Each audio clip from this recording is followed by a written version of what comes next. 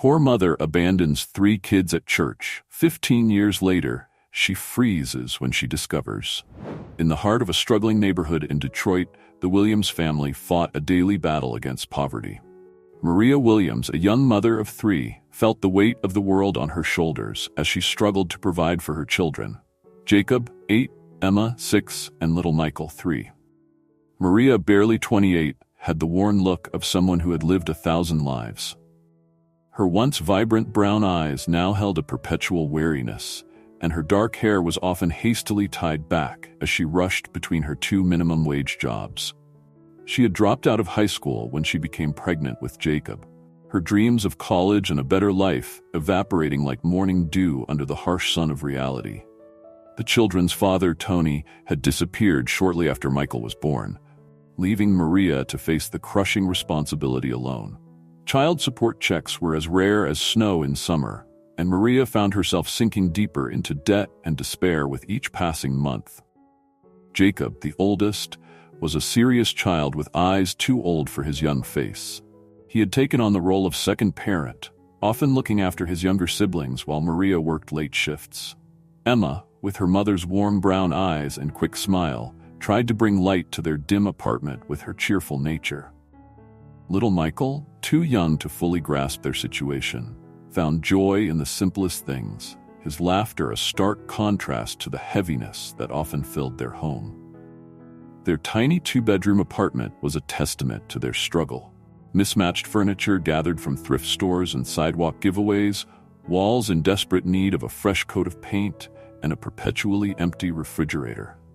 The neighborhood itself was no better, with boarded-up houses and the constant background noise of sirens serving as a daily reminder of their circumstances. Maria had tried everything she could think of to improve their situation.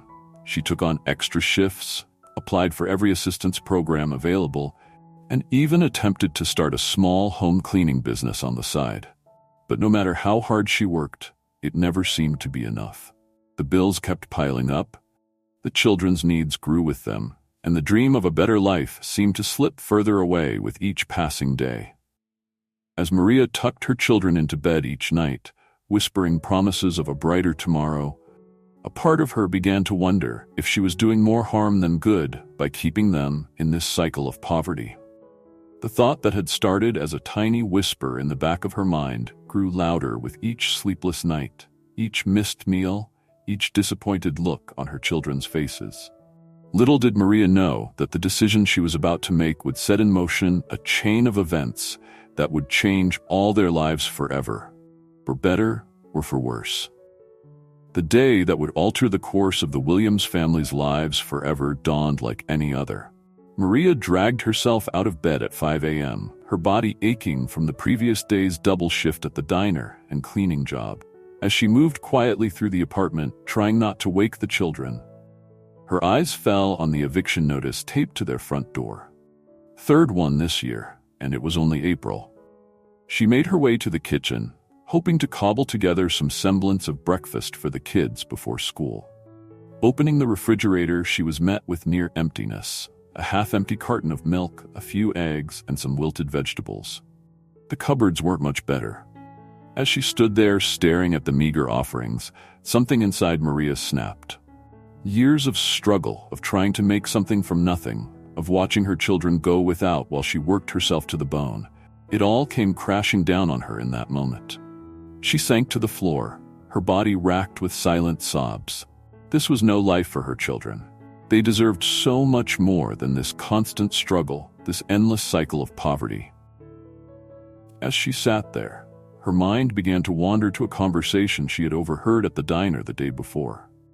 2 women had been discussing a charity organization that helped place children from struggling families with more affluent ones. The idea, which had seemed unthinkable yesterday, now began to take root in her desperation-addled mind. Maybe, just maybe, her children would be better off without her. With a family that could provide for them, give them opportunities she could only dream of offering. The thought, once formed, refused to leave her. Maria pulled herself up from the floor, her decision made in a moment of anguish and despair. She scribbled a note, her tears smudging the ink. "I'm sorry. I love you more than life itself. This is the only way I can give you a chance at a better life." With shaking hands, she packed a small bag for each child, a change of clothes, their favorite toys, the family photo album. She kissed each sleeping child, memorizing their peaceful faces, knowing it might be the last time she saw them.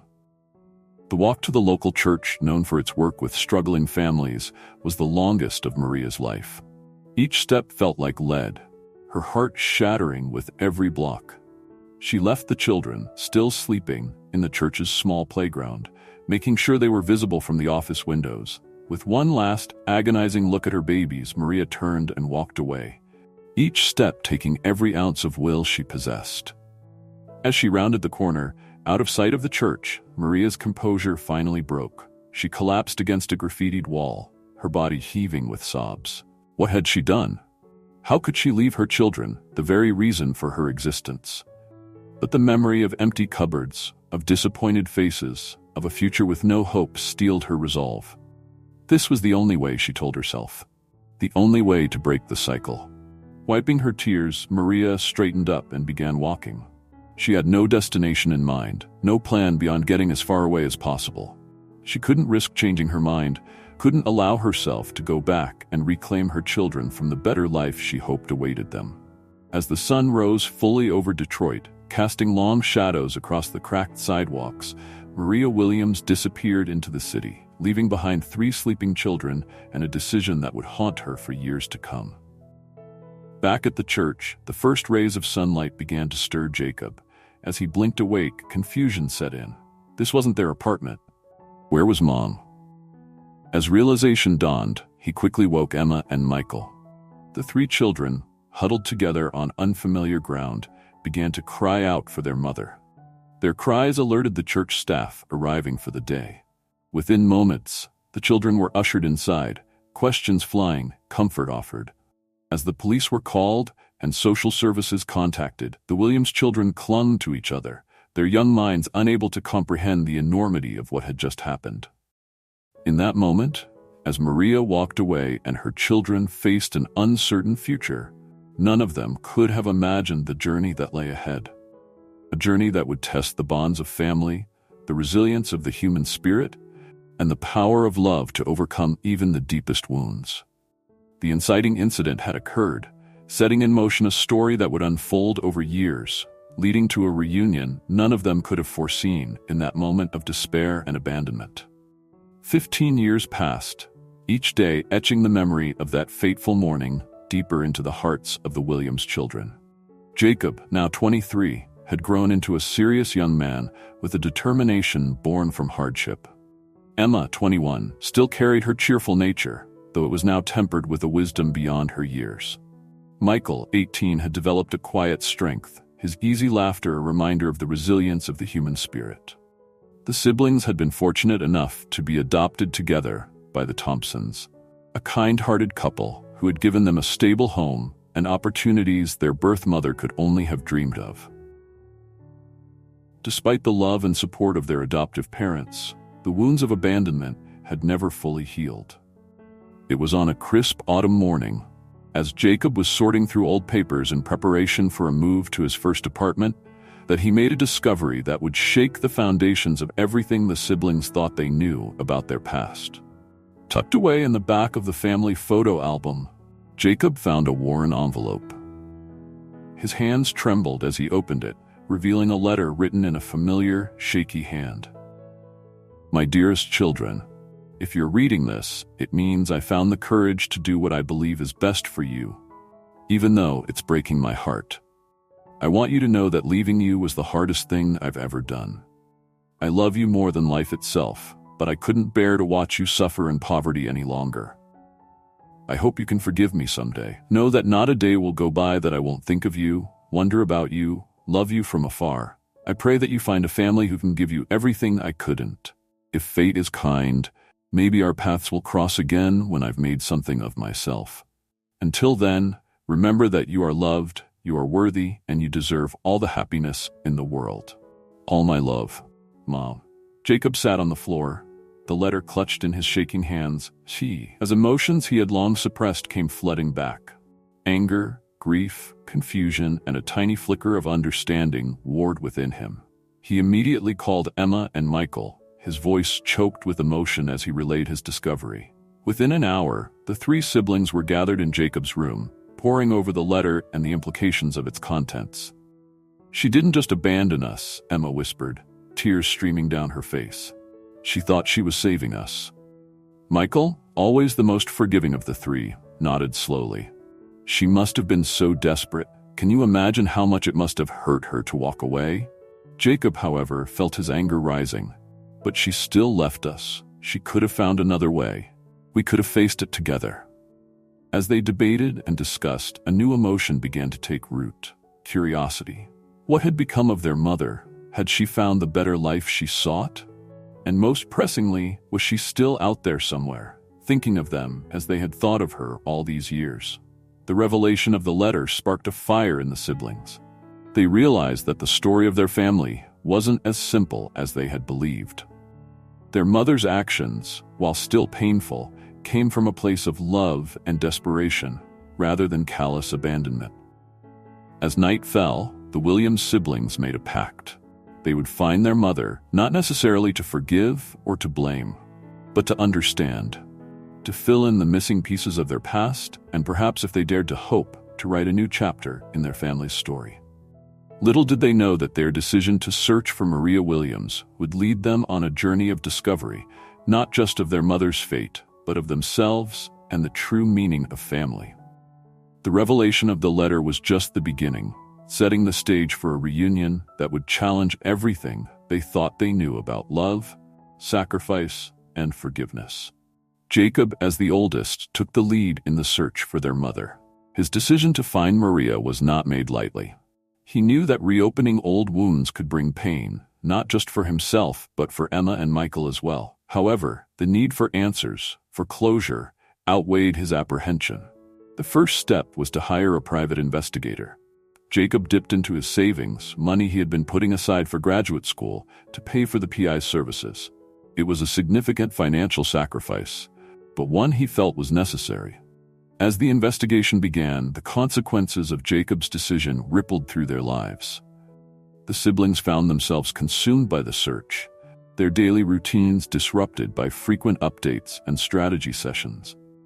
Emma, usually the most focused of the three, found her grades slipping as she spent hours poring over old records and social media accounts, looking for any trace of their mother.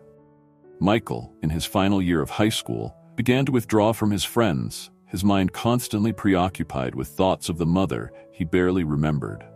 The Thompsons, their adoptive parents, were supportive but concerned. They worried about the emotional toll this search might take on their children. "Are you sure you're ready for what you might find?" John Thompson asked gently one evening. "Your mother, she might not be the person you're hoping for." Jacob appreciated their concern, but he couldn't shake the feeling that this was something they needed to do. "We have to know," he explained. "One way or another, we need to understand why she left us." As weeks turned into months, the search began to yield results. Each new piece of information bringing a mix of excitement and anxiety. They discovered that Maria had left Detroit shortly after abandoning them, traveling west in search of work. There were records of her in various cities, a waitressing job in Chicago, a stint as a hotel maid in Denver, always moving, never staying in one place for long. The picture that emerged was one of a woman struggling to find her footing, battling the very poverty she had sought to spare her children from. It was a revelation that brought conflicting emotions for the siblings. On one hand, it validated Maria's reasons for leaving them. On the other, it raised painful questions about why she hadn't reached out, why she had remained absent even after seemingly finding some stability. The consequences of their search extended beyond their immediate family. As word spread among their friends and community about their quest, they were met with a range of reactions. Some offered support and resources, while others questioned the wisdom of dredging up the past. "What good can come from this?" a well-meaning neighbor asked. "You have a loving family here. Why risk that for someone who walked away?" These comments, while hurtful, only strengthened Jacob's resolve. He understood that not everyone would understand their need for answers, but he was determined to see this through. The most significant consequence of their decision came 6 months into the search. The PI had traced Maria to a small town in Oregon where she had been living for the past 5 years. She was working as a teacher's aide at a local elementary school, seemingly having found some measure of the stability she had long sought. Armed with this information, Jacob faced his biggest decision yet, whether to make contact. The implications were enormous. Reaching out could potentially bring their mother back into their lives, for better or worse. It could provide the answers they sought, but it could also shatter the fragile peace they had managed to find over the years. After much deliberation, with Emma and Michael, Jacob decided to take the plunge. He drafted a letter, pouring out 15 years of questions, pain, and longing onto the pages. With trembling hands, he dropped it in the mailbox, knowing that this simple act could change their lives forever. The waiting that followed was excruciating. Days stretched into weeks with no response. The siblings found themselves jumping at every phone call, scrutinizing every piece of mail. The stress began to take its toll. Jacob, usually the pillar of strength for his siblings, found himself plagued by insomnia and anxiety. Emma's typically sunny disposition dimmed, replaced by a nervous energy that had her friends worried. Michael, always the quietest of the three, retreated further into himself. Just as they were beginning to lose hope, a letter arrived. The return address, written in a shaky hand, was from Oregon. Maria had responded. As Jacob held the unopened letter, he was acutely aware of the weight of his decisions. His choice to search for their mother, to reach out, had led them to this moment. Whatever the contents of the letter, their lives would never be the same. They were on the brink of potentially reconnecting with the woman who had given them life and then left them behind. The consequences of this moment would ripple through their lives in ways they couldn't yet imagine. With Emma and Michael at his side, Jacob took a deep breath and opened the letter, ready to face whatever truths it might contain. The next chapter of their family's story was about to unfold, for better or for worse. As the Williams siblings grappled with the emotional turmoil of potentially reconnecting with their mother, a secondary plot began to unfold, centering around their adoptive parents, John and Sarah Thompson. The Thompsons had always known this day might come. When they adopted Jacob, Emma, and Michael 15 years ago, they had been warned about the possibility of the children someday wanting to find their birth mother. They had promised to support the children if that day ever came. But now that it had arrived, they found themselves struggling with unexpected emotions. Sarah, in particular, found herself grappling with a sense of insecurity she hadn't felt since the early days of the adoption. "What if they don't need us anymore?" she confided to John late one night after the children had gone to bed. "What if finding Maria makes them realize we're not their real parents?" John, while outwardly supportive of the children's search, harbored his own fears. He had always been the one the kids turned to for advice, the steady presence in their lives. What if Maria's return changed that dynamic? What if she could offer insights into their past that he and Sarah couldn't? The Thompsons' concerns led them to seek counseling, a decision that opened up unexpected avenues of growth in their marriage. Their therapist, Dr. Martinez, helped them understand that their fears were natural, but didn't diminish the bonds they had built with their children over the past 15 years. Family isn't a fixed pie, Dr. Martinez explained. Love for one parent doesn't diminish love for another. Your children having a relationship with their birth mother won't erase the relationship they have with you. As the Thompsons worked through their emotions, they discovered that their own story had the potential to help others. Sarah began attending support groups for adoptive parents, sharing her experiences and fears. What started as a way to cope with her own anxiety evolved into a passion for helping other adoptive families navigate similar challenges. John, inspired by Sarah's involvement in the support groups, started a blog chronicling their family's journey. His honest, heartfelt posts about the complexities of adoption and the current situation with Maria resonated with readers across the country. Soon, the blog gained a following among adoptive families and birth parents alike. Through their individual journeys of growth and acceptance, the Thompsons found their relationship strengthening. They learned to communicate more openly about their fears and hopes, not just regarding the situation with Maria, but in all aspects of their marriage.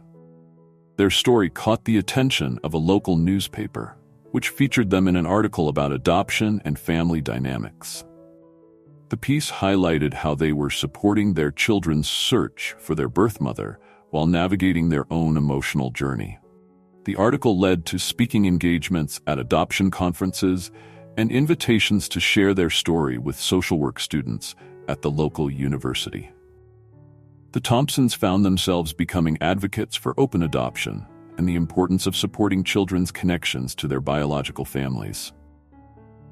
This unexpected development in their lives helped them gain perspective on their children's search for Maria. They began to see it not as a threat to their family, but as an opportunity for growth and healing for everyone involved. As Sarah told one support group, "Our children's desire to know their birth mother doesn't mean we failed as parents. It means we succeeded in raising secure, emotionally healthy kids who are strong enough to face their past." The secondary plot of the Thompsons' journey added depth to the main narrative, highlighting how the search for Maria affected not just her biological children, but the entire family system. It demonstrated that healing and growth often ripple outward, touching more lives than initially expected. Their story also served as a reminder that family love isn't limited by biology or legal documents. Through their willingness to face their fears and support their children's search, the Thompsons were writing their own chapter in the ongoing narrative of what makes a family. The arrival of Maria's letter set in motion a series of careful, tentative steps toward reconnection. Her response was honest and raw, filled with 15 years of regret, love, and longing. She wrote about her struggles after leaving them, her attempts to build a better life, and her constant thoughts of the children she had left behind. As the siblings shared the contents of the letter with the Thompsons, the delicate dance of building new relationships while preserving existing ones began. The first contact was through emails and phone calls, each interaction carefully measured, filled with both hope and caution. Emma took the lead in these early communications, her natural empathy helping to bridge the gap between past and present. She asked questions about their early years, about Maria's life before poverty overwhelmed her, about the little details that make up a family's history.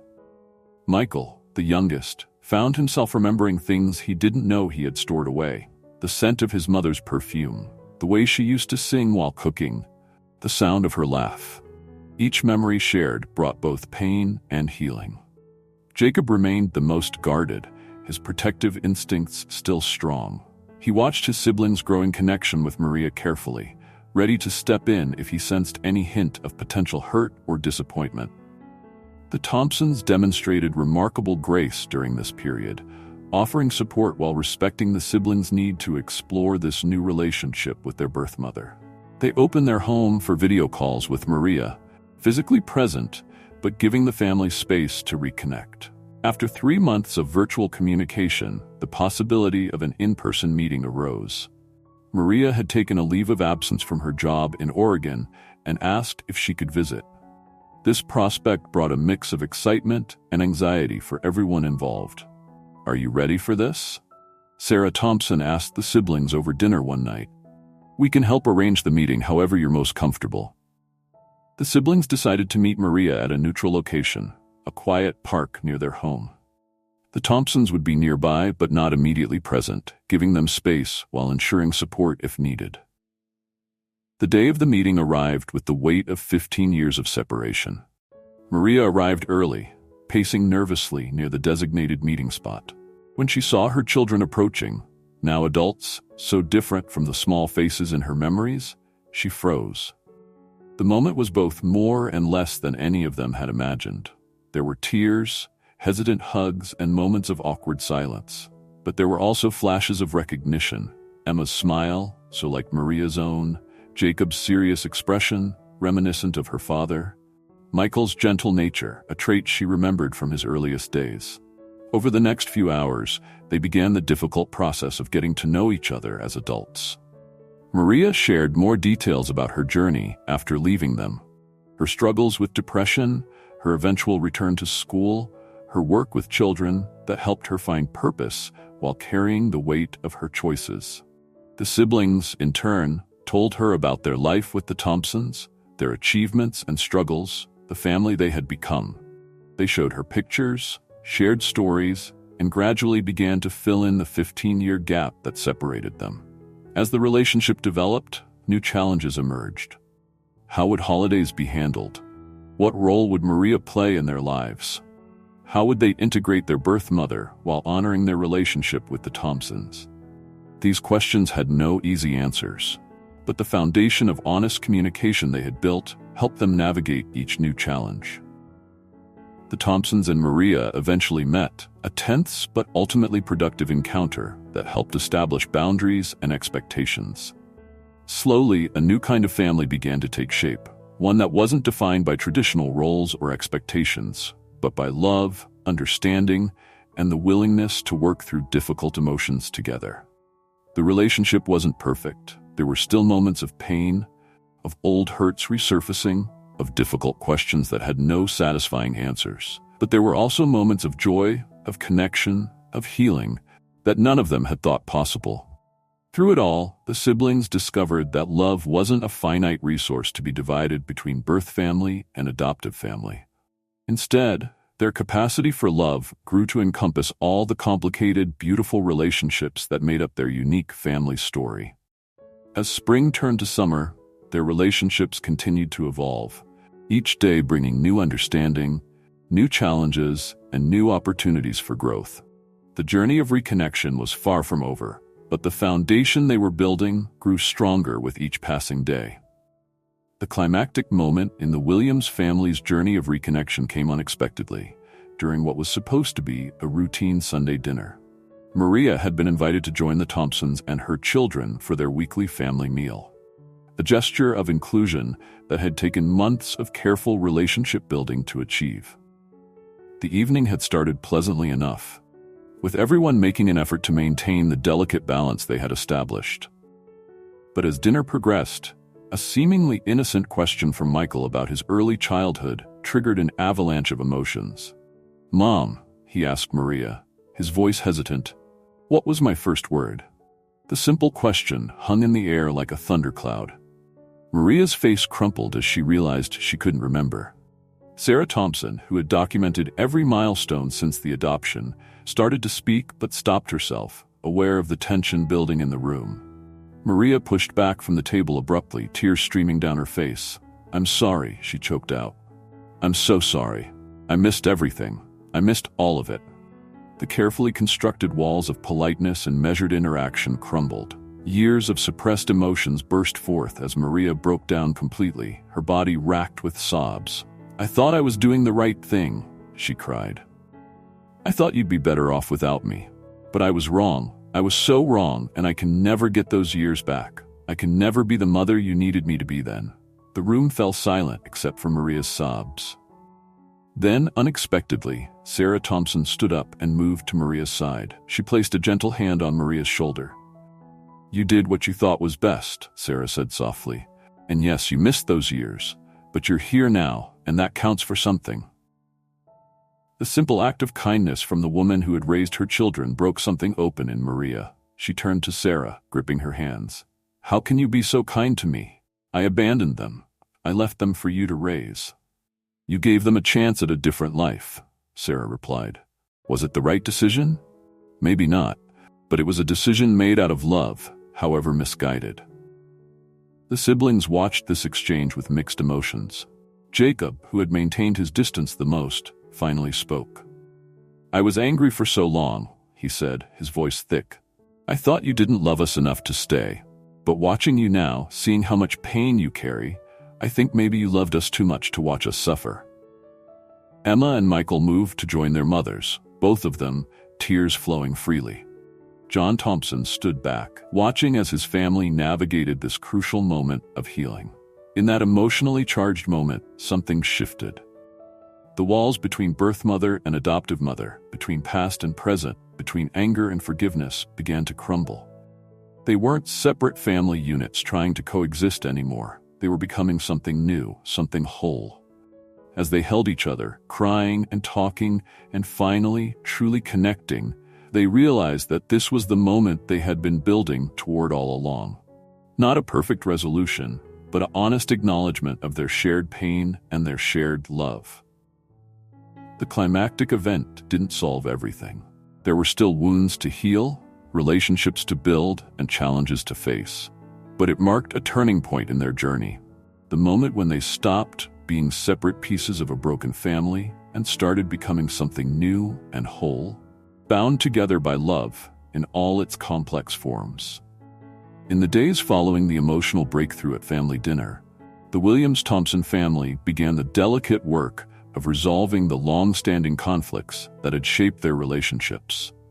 They recognized that while the climactic moment had opened the door to healing, the real work of resolution was just beginning. The first step was to establish regular family therapy sessions. They found a therapist who specialized in adoption and family reunification, Dr. Rachel Chen, who helped them navigate the complex emotions and dynamics of their situation.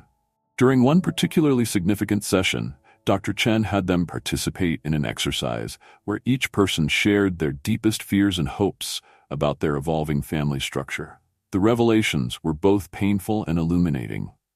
"I'm afraid that if I let myself love Maria fully, I'm somehow betraying Mom and Dad," Emma admitted, looking apologetically at the Thompsons. "And I'm afraid that if I maintain my close relationship with them, I'm hurting Maria." Sarah Thompson responded with tears in her eyes. "Oh, sweetheart, love doesn't work that way. Your heart has room for all of us." Maria nodded, adding her own perspective. "I don't want to replace your mom and dad. They were there for you when I couldn't be. I just want to be part of your life in whatever way you'll let me." This open dialogue helped them begin to address the underlying tensions that had been simmering beneath the surface. They started working on establishing clear boundaries and expectations for their relationships. The Thompsons and Maria began having regular meetings without the siblings present, working to build their own relationship and understanding. They discussed how to handle holidays, special occasions, and day-to-day interactions in a way that respected everyone's feelings and roles. Jacob, who had remained the most guarded, finally opened up about his own struggles.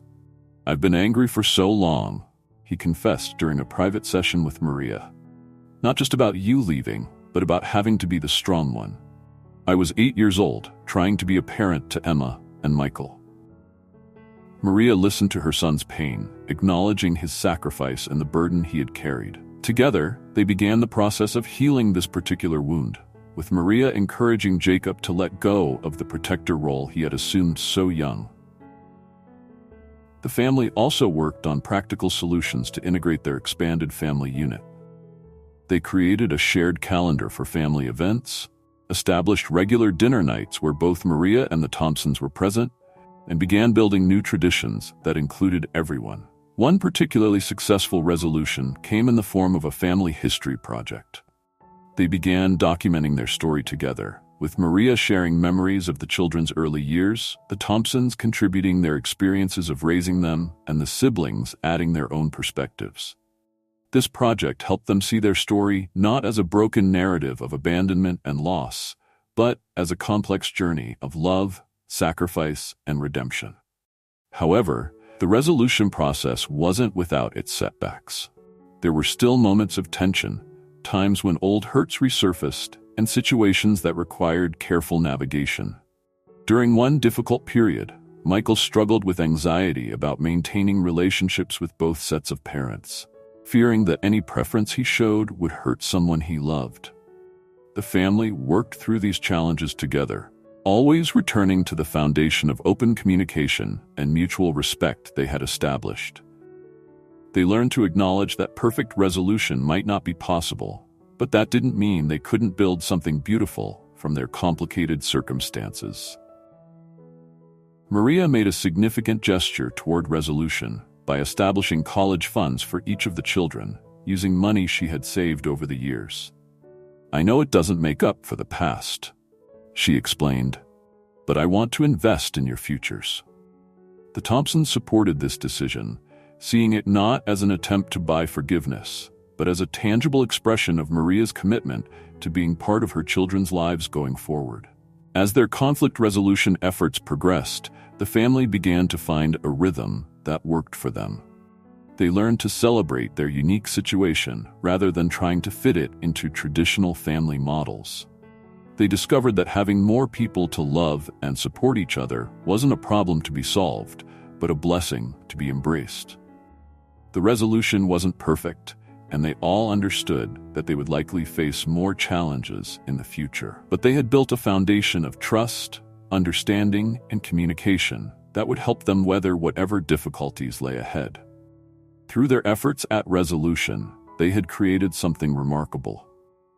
A family that transcended traditional boundaries, united by love and strengthened by their willingness to work through their conflicts together. It wasn't the end of their story, but rather the beginning of a new chapter. One they would write together with understanding, forgiveness, and hope for the future. The true turning point in the Williams-Thompson family's journey came a year after Maria's return to their lives. They had gathered to celebrate Emma's college graduation, an event that brought their unique family dynamic into sharp focus. As Emma stood at the podium delivering her valedictorian speech, she spoke about the power of love to heal and transform. "I stand here today because of the love of many parents," she said, her voice clear and strong. "My adoptive parents, who gave me stability and opportunity, and my birth mother, whose difficult choice led me to them.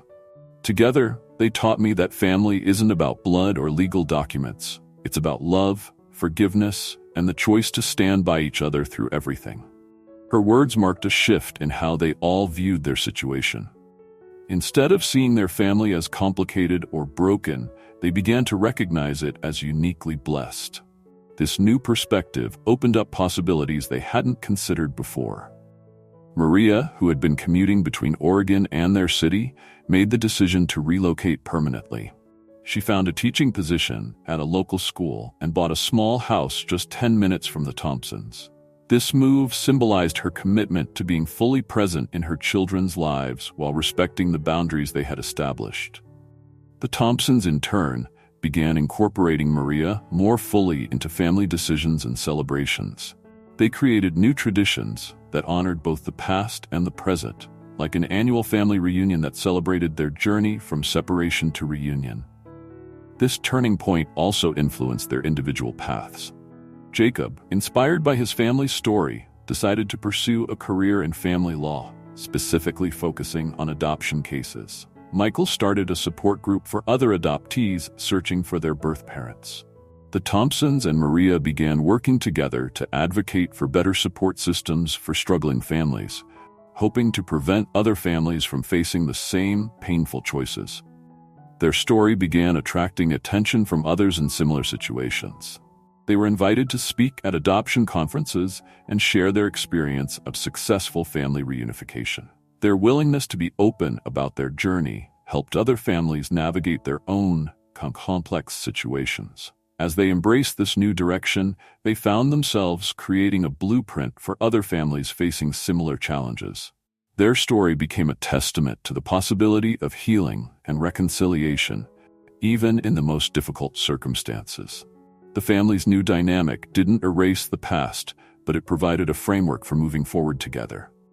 They had discovered that love could expand to include all the complicated pieces of their history, while making room for new growth and connections.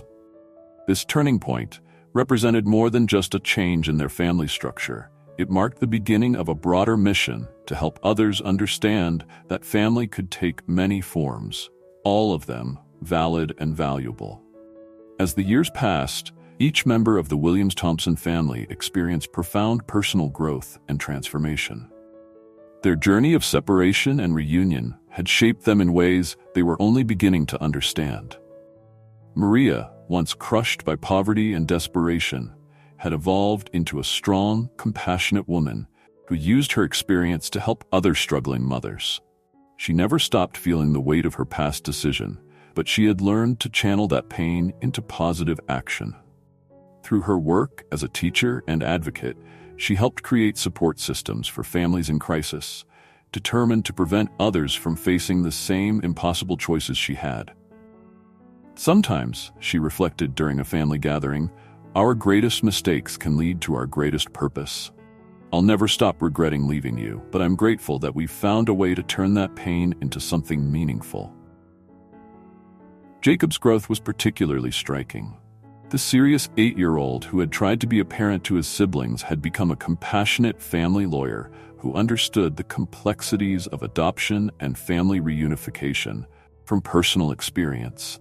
His clients often commented on his unique ability to see all sides of difficult family situations. Emma's natural empathy had deepened through her family's experience.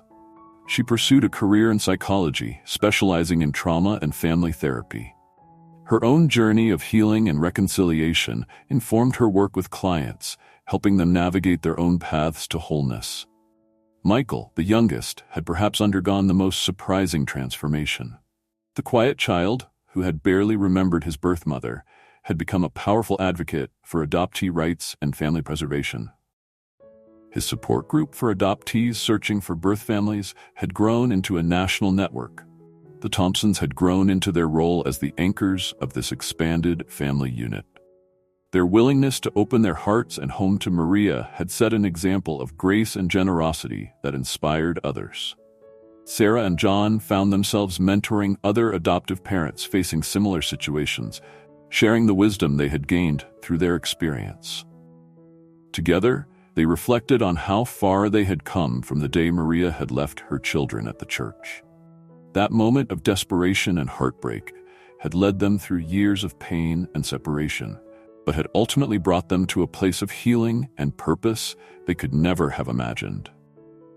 During one family therapy session, Dr. Chen asked them to share what they had learned from their journey. Their responses revealed the depth of their growth. "I've learned that love is stronger than fear," Maria said. "I've learned that forgiveness doesn't mean forgetting, but choosing to move forward," Jacob added. "I've discovered that family isn't about perfect choices, but perfect love," Emma reflected. "I've found that healing is possible even from the deepest wounds," Michael shared. The Thompsons summed it up simply, "We've learned that love multiplies, it doesn't divide." These reflections demonstrated how each family member had not only grown individually, but had contributed to their collective healing.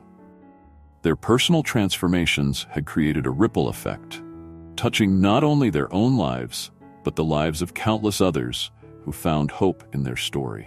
Through their growth and reflection, they had discovered that the greatest challenges in life could become the foundation for the most meaningful transformations. Their journey had taught them that while they couldn't change the past, they could choose how it shaped their future. On the 20th anniversary of the day Maria left her children at the church, the Williams-Thompson family gathered for a special dinner. The table was full, not just with family members, but with the love, understanding, and forgiveness they had cultivated over the years. As they shared memories and laughter, the themes that had defined their journey emerged clearly. The transformative power of love, the possibility of redemption, and the true meaning of family. Their story had become a testament to the resilience of the human spirit and the endless capacity of the heart to heal and grow. Maria, looking around at her children, now successful adults with families of their own, and the Thompsons, who had become dear friends rather than rivals, felt a deep sense of gratitude. The poverty that had once driven her to make an unthinkable choice was long gone, replaced by a richness that couldn't be measured in dollars. 20 years ago, she said, raising her glass, I thought I had lost everything. But today, I realize that our greatest challenges can lead to our greatest blessings. Thank you all for showing me that love can heal any wound, that forgiveness can bridge any distance, and that family is something we create together, every day. The gathered family members raised their glasses in response, each understanding that their story was both an ending and a beginning. They had transformed a tragedy into a triumph, not by forgetting the past, but by choosing to build something beautiful from it. Their journey had proven that even the darkest moments could lead to light, that broken hearts could not only heal but grow stronger, and that love, in all its forms, was the most powerful force for transformation and healing.